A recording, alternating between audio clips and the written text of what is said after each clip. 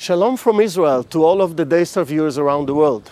I'm Moshe Bar Tzvi, the producer and founder of Israel Now News.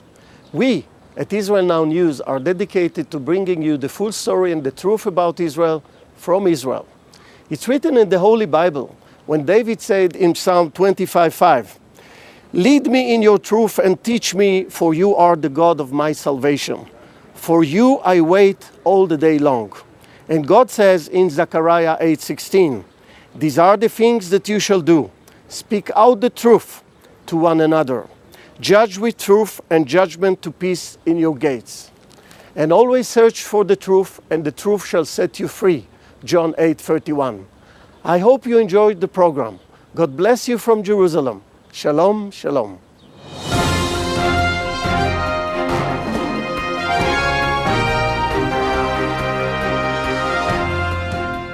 Welcome to Israel Now News. I'm Yochanan El-Rom. And I'm Erin Viner. In our top story, Israeli Prime Minister Benjamin Netanyahu released a powerful statement accusing the P5+1 nations, Britain, China, Russia, France, the United States, and Germany, of caving in to Iran's every demand regarding its rogue nuclear program. While the West praised progress in the talks, Netanyahu told the world not to be fooled, that the breakthrough in negotiations is really a breakdown. He went on to say that the proposed deal will pave the way for Tehran to manufacture numerous atomic bombs. The accord will also channel hundreds of billions of dollars to the hardline Islamic Republic, which will serve to fund its aggression and terrorism around the world. Last week, Israeli security officials reiterated that the agreement is setting Iran up to take over the Middle East and will ultimately trigger a nuclear arms race in the region. In an attempt to bolster defense against any possible attack on its nuclear facilities, Iran has deployed a sophisticated long-range radar system along its borders. The aerospace commander of the Islamic Revolutionary Guard Corps, Brigadier General Farzad Ismaili, claims that the Gadir phased array apparatus is capable of detecting planes at a distance of 373 miles away and ballistic missiles from more than 600 miles. Another of its features is its ability to discover and track unmanned micro-drones. Egypt has been rocked by a series of coordinated attacks against its security forces in the Sinai, carried out by terrorists linked to ISIS, who are attempting to gain control of the area. Egyptian President Abdel Fattah al-Sisi ordered a series of airstrikes on ISIS strongholds. Al-Sisi, who's also commander of the Egyptian Armed Forces, claimed that over 200 terrorists were killed in the crackdown. He said the operation had successfully foiled an attempt by Muslim extremists to establish an Islamic State in the Sinai. Israel closed the main highway that borders Egypt during the fighting as a security precaution. A senior member of the Israeli army has accused Hamas of helping the Islamic State-affiliated terrorists based in the Sinai. In an interview with Al Jazeera conducted in Arabic, Major General Yoav Mordechai said that the Gaza rulers have trained the insurgents and supplied them with weapons. He also said that there's evidence that those injured in the fierce fighting with the Egyptian forces in the peninsula were smuggled into Gaza for medical treatment. In a briefing to Israel's Security Cabinet, Intelligence Minister Israel Katz said that there is also cooperation between Hamas and ISIS in the realm of weapons smuggling and terror attacks, which is known by the Egyptians and the Saudis. At the same time, Hamas is working to assist the ISIS-linked terrorists. The Islamic State harshly criticized Hamas' lax enforcement of Sharia law in the Gaza Strip. Yochanan has more on that. That's right, Aaron. The Islamic State has released a video threatening to overrun the Gaza Strip, as well as areas of Judea and Samaria, because they claim that Hamas and Fatah are not enforcing Islamic Sharia law. A masked ISIS member accused the Palestinian groups of being secular organizations and vowed that the creeping multitudes of ISIS fighters will take over their territories. The group went on to threaten Israel, saying, "Then we will uproot the state of the Jews." Despite adamant claims of not supporting a boycott against Israel, the Orange telecom giant is terminating its dealings with the Jewish state. Jerusalem angrily accused the partially French government-owned company of bowing to BDS pressure last month after Orange CEO Stéphane Richard told reporters in Egypt that he was intent on terminating business ties with Israel. Even though Richard later came to Jerusalem in a gesture of good faith to publicly declare support, Orange has now agreed to pay more than a $44.5 million fine to prematurely end its contract with its Israeli brand licensee, Partner Communications. Another U.S.-based church has taken a stand against Israel by officially declaring a boycott of businesses operating in the Jewish heartland of Judea and Samaria. The United Church of Christ voted to divest from companies which operate in these areas, as well as those doing business in the capital, Jerusalem. The church is reportedly also considering endorsing the anti-Semitic labeling of Israel as an apartheid state. The Episcopal Church's House of Bishops debated the measure, but in the end rejected the proposal. And the Mennonite Church USA delayed consideration of the divestment resolution until 2017. Last year, the Presbyterian Church USA also voted to divest from several companies that do business with Israel. The Israeli Foreign Ministry slammed the announcements, saying that the move is a demonization of the Jewish state. Foreign Ministry spokesman Emmanuel Nachshon said, "People of faith ought to be acting to help Israel and the Palestinians to renew efforts to achieve peace, rather than endlessly demonizing one party in the conflict, the aggrieved party." In addition to an increase of terror attacks during Muslim observance of the month-long Ramadan holiday, Israelis are also seeing a dramatic spike in Arab arson attacks. Every summer, Jerusalem residents brace themselves for the dry season when Palestinians resort to terrorism by fire. So far this summer, there have already been numerous devastating blazes started by Molotov cocktails thrown from Arab villages. Hundreds of acres of forest were burned this past week near Jerusalem in devastating flames that also caused the closure of the central Malka train station. 5 homes were destroyed in a similar blaze last summer when a massive wall of fire engulfed the Jerusalem forest and forced the evacuation of residents from the Ein Kerem and Kiryat Yavel neighborhoods. Last week, observant Jews around the world began a period known as the 3 weeks. It commenced with a fast day to mourn the siege of Jerusalem by the Babylonians in 423 BCE and the invasion of Jerusalem by the Roman army in the year 69 of the Common Era. The 3 weeks are also a time when the Jewish people mourn several other tragedies that have befallen them throughout history. The last 9 days lead up to the worst day on the Jewish calendar, Tisha B'Av. During this period, Jews refrain from eating meat, drinking wine, listening to music, or holding celebrations. Then on the 9th day of the Hebrew month of Av, which marks the destruction of both the first and second holy temples, religious Jews fast, pray, and attend public readings of the Book of Lamentations. A Jerusalem family was stunned to discover a 2,000-year-old mikveh beneath their living room. The residents were in the middle of renovations when the ancient ritual bath was unearthed. They then invited the Israeli Antiquities Authority to conduct thorough excavations that turned up pottery and other evidence of the Jewish town that once stood on the site during the Second Temple period. Archaeologist Amit Ram says that cases such as these involving the discovery of priceless ancient relics under a private residence can occur only in Israel, particularly in Jerusalem. The mayors of Jerusalem and Petach Tikva have become creative in their quest to keep their citizens cool in the heat of summer. The Petach Tikva mayor, Itzik Braverman, brought in a 300-meter water slide, which the municipality set up on a main thoroughfare in the city center. Hundreds of Israelis flocked to the unique event, which coincided with the start of summer break. Children and adults alike participated by sliding through the city on inner tubes. And in Jerusalem, Mayor Nir Barkat hosted a mid-afternoon dance party where big-name DJs played for over 10,000 Israelis in the heart of the Jewish capital. The mayor promised that there would be many more exciting events this summer. Costa Rica has become the 33rd country to establish a Parliamentary Israel Allies Caucus. 20 lawmakers in the Central American nation signed a document declaring the right of the State of Israel and the Jewish people to Jerusalem as their eternal capital, and urged all countries to move their embassies to Jerusalem. The director of the Knesset Christian Allies Caucus, Josh Reinstein, applauded the move, saying that faith-based diplomacy is the only way to turn the tide in the battle for support of Israel in Latin America, and called for Israel's Christian allies to unite in order to confront the gathering storm.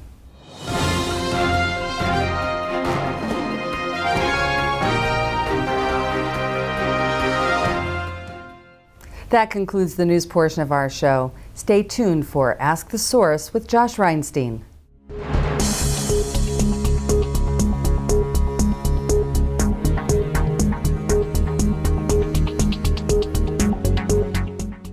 Hello and welcome to Ask the Source. I'm your host, Josh Reinstein, and we're here in a beautiful day on our rooftop studio in Jerusalem. My guest today is Pastor Tommy Lilja from Tommy Lilja Ministries. Pastor Lilja, thank you for being on the show. Thank you, Josh.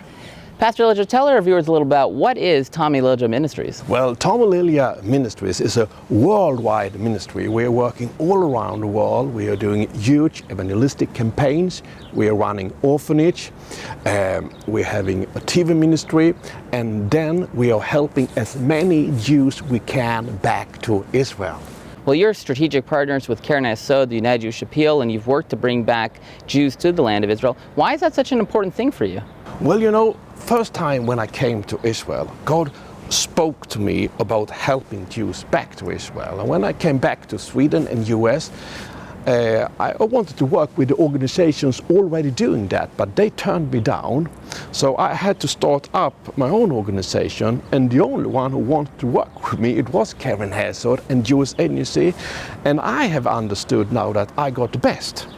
Well, you have an operation not just in Sweden, but in America and all over the world. What is the vision? What is the future for Tommy Lilja Ministries? The future is that we will reach more people with the gospel, but we want to help Jews all around the world to come back to Israel, because we believe that we shall offer every Jew in every country to have the possibility to come back.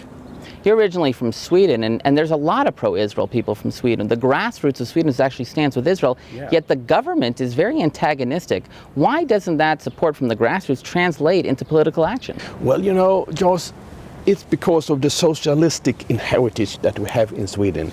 It's by tradition they are pro-Palestine. You work in Aliyah. You've brought 20,000 people here over the last 2 decades. What's the next thing coming out of Aliyah? Where's the next big Aliyah going to come from? Well, I'm sorry to say it, but I think that Ukraine is in focus now. There is a battle in Ukraine, and we can see that this ugly beast is rising up again. And the Jews, they are trapped. And we must help and rescue the Jews in Ukraine, because in Ukraine now you have the Nazis, they are marching again. You have the Russian separatists, and what they will do, they will close, the border will close, the East Ukraine will be kidnapped. And the Jews inside of East Ukraine, if they are not getting out now, they will never get out. You know, one of the things that you do is Aliyah, but you also bring groups to the land of Israel. Why is it so important for Christians to actually visit Israel? Well, you know, Josh, first time when I came, 1996, I didn't know anything about Israel. I didn't know anything about the Jews. God spoke to me here. It was here I got the vision. If no one had got me to Israel, because there was not a pastor that brought me, if no one had brought me to Israel, you know, I have been sitting here today. If no one had brought me to Israel, I haven't had helped 20,000 Jews to Israel. What is happening, there is a Spirit of God in the country. So I have seen it in my groups, when they are coming here, God is changing their heart. If they have questions about Israel when they come, when they are leaving Israel, they are filled with love to Israel and to the Jewish people. Pastor Lilja, there are literally tens of millions of people watching this show. What message do you have for our viewing audience? Well, you know, now it's very, very, very important that we are helping the Ukrainian Jews out of Israel, and you can help me and you can help Israel, because they are trapped. We do not know when the border is closing up, and we are doing everything we can at this moment to fly out as many Jews as possible out of Ukraine. Thank you, Pastor Lilja, for being on the show, and thank you for tuning in to Ask the Source. I'm your host, Josh Reinstein. Now back to the studio.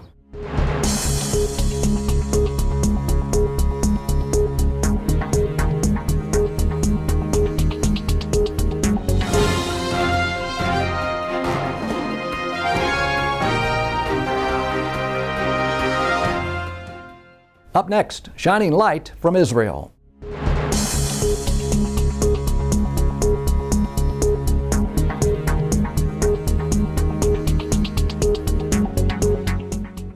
"29-year-old Rafiz Zaglul rises with the sun. in the West Bank Palestinian village of Hizmeh. Most of the town's 6,000 residents depend on the local agriculture for their income. Not Rafeh. He has a job at a factory some 15 kilometers away and is never late. He heads off to work every morning, leaving his family and his neighbors behind. Each day, a bus chartered by his Israeli employer, SodaStream, collects him and a few other workers from the nearby towns. Along the way, they pass several Palestinian villages, eventually crossing an Israeli checkpoint and arriving in Mishur Adumim and the SodaStream plant, which is one of 20 SodaStream factories around the world. Inside, Rafeh joins the other workers, nearly 1,000 of them, assembling soda makers to be sold around the world, which turn tap water into soda or any other fizzy drink, eliminating the need for billions of bottles and cans that are hazardous to the environment. And SodaStream is among the largest private employers in the West Bank, where unemployment can reach 30%. But unlike any other large-scale Israeli factory, almost half of those working here are, like Rafeh, Palestinians from the West Bank, something SodaStream CEO Daniel Birnbaum is very proud of.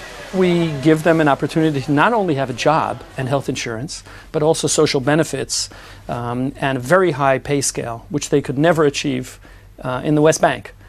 Pay that's often 4 or 5 times what they'd earn elsewhere, enough to convince people like Mina Suleiman, a mother of 2 from Ramallah, to join. We've created a system working with the administration around here that makes it seamless for the Palestinians to leave their homes in the West Bank, or in their village, and come here across the wall where they're well received and well respected and well paid. David Ashabakshi, a Jew who immigrated to Israel from Iran 10 years ago, told us he never met a Palestinian before working at SodaStream. כל מיני אנשים, עולים חדשים ואנשים מקומיים שעובדים פה ביחד. ישראלים, ערבים פלסטינאים, ערבים ישראלים, דרוזים, מוסלמים, יהודים, רוסים, אתיופים, כולם פה עובדים ביחד. זה יפה, זה טוב. Muhammad Baroum, a father of 3, left a career in high-tech to join SodaStream 4 years ago. He is currently in charge of 400 people. המנהל ייצור של חברת סודה של המכשירים הוא ערבי. אז אין פה עד כדי כך שאין בכלל אפליה. זאת אומרת, בטופ לבל של ההנהלה פה הוא יושב ערבי שמאיתנו, פלסטיני. אללהו אכבר. בתפילות המוסלמים, ואני אחד מהם, צריך להתפלל 5 פעמים ביום. אז יש לנו חדר שהוא מוקצה לתפילות. אנחנו רואים גם פה שהחבר'ה היהודים גם מתפללים. יש פה את הבית כנסת ומתפללים. זה דבר שאתה לא תמצא בכל מקום. זה באמת דבר שאני אומר אותו, זה דבר שעושה לי רק טוב. All these different people work together and learn to respect each other and celebrate each other's holidays, and families get to know each other. At SodaStream, we build bridges, not walls. It's a fantastic sanctuary of coexistence and an example of peace in a region that is so troubled and so needs hope. But critics, mainly in Europe, have called for the Mishur Adumim plant to be shut down and have boycotted their products abroad. They say the factory, adjacent to the Ma'ale Adumim settlement in the West Bank, perpetuates Israel's occupation of the Palestinian territories. We are not part of the, as they say, the occupation or something. We are working here together.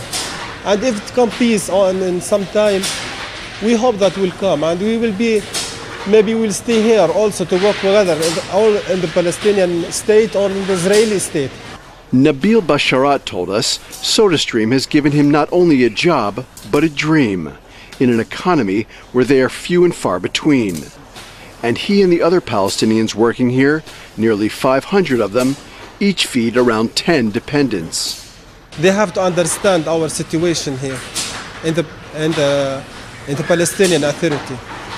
If we find a job on the Palestinian Authority for a good work, a good money, we will work there. But we don't have that work. We don't have these jobs there.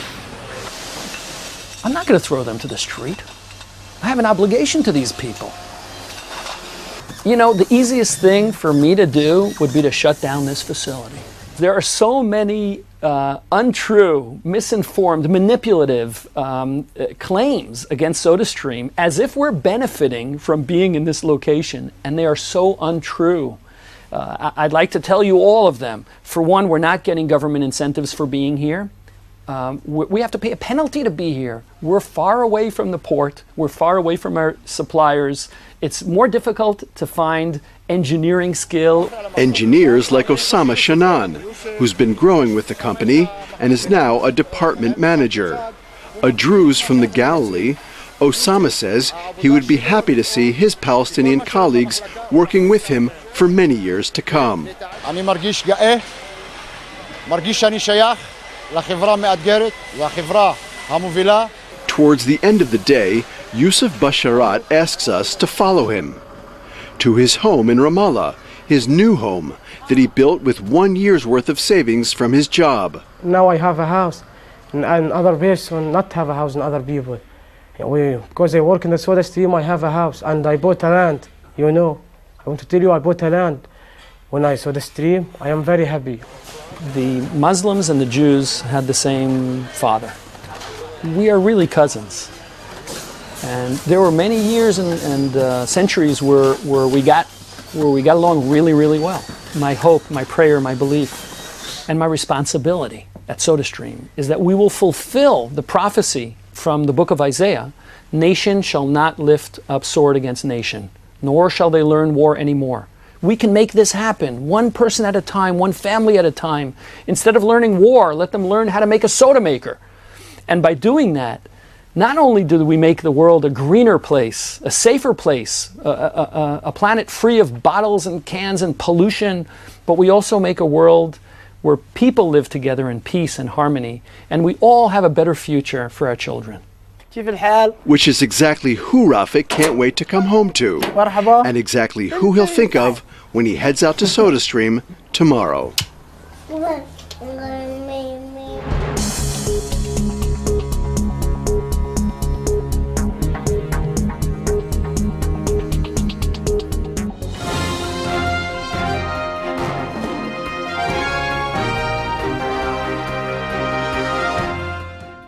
Please stay tuned for the ICEJ report from the International Christian Embassy, Jerusalem.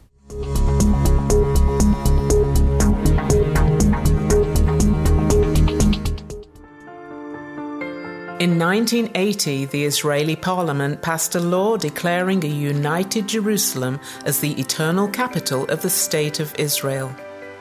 Threatened by the Arab League with an oil embargo, national embassies in Jerusalem closed their doors. That same year, Christians from around the world gathered in Jerusalem to celebrate the Feast of Tabernacles. Sensing the isolation of the Israeli people, the participants and leaders of this gathering decided to establish the International Christian Embassy in Jerusalem. The International Christian Embassy Jerusalem is since more than 30 years right here in Jerusalem to connect the global church with the nation of Israel. For many Jewish people throughout the centuries, the only face of Christianity, what they experienced, was the ugly face of anti-Semitism, of Christians persecuting the Jewish people wherever they found them.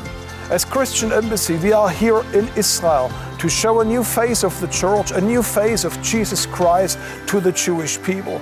We are here to affirm to Israel and to the nation that God is a covenant-keeping God, that God is a God who didn't abandon his people, but that he is faithful to every single promise which he has made to Abraham, Isaac, and Jacob. What an amazing thought, that when everyone was abandoning Israel, Christians stepped in and said, we will stand with Israel and we will have an embassy in Jerusalem.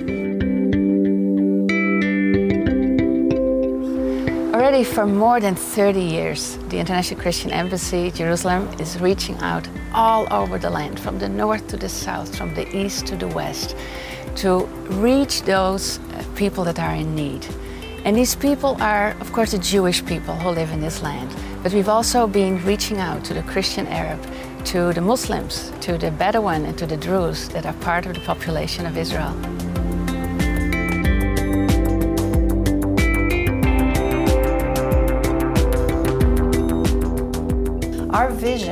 is to build relationships, to foster reconciliation, and to reach out with God's love by responding to the social needs that come across our desk every single day. Through the projects that we do, we hope to provide a better future for the people of Israel and to reach out with hope to those who need it most. With representation in more than 80 countries around the globe, the ICEJ is actively working to be the connection of the Christian church worldwide to Israel.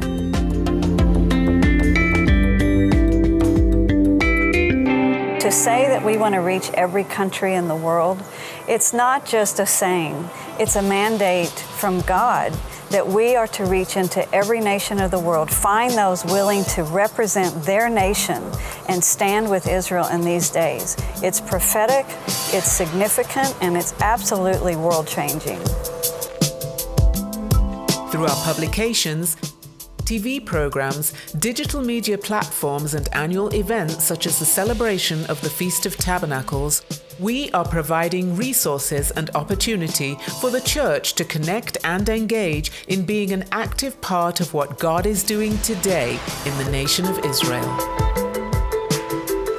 You know, the truth is, the work of the ICJ is more important now than it's ever been.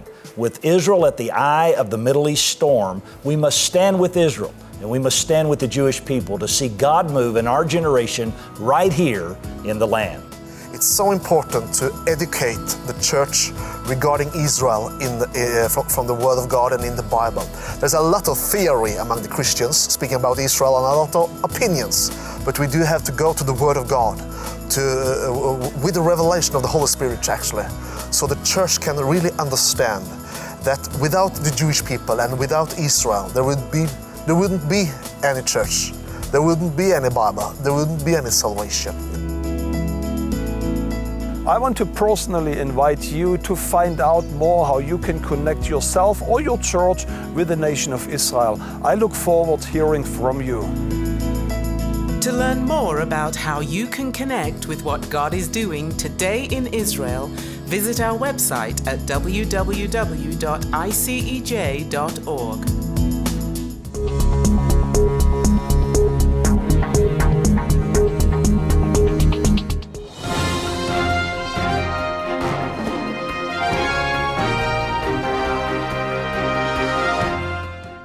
That's all for this edition of Israel Now News. I'm Yochanan El Rome. And I'm Erin Viner, reporting from our studio in Jerusalem.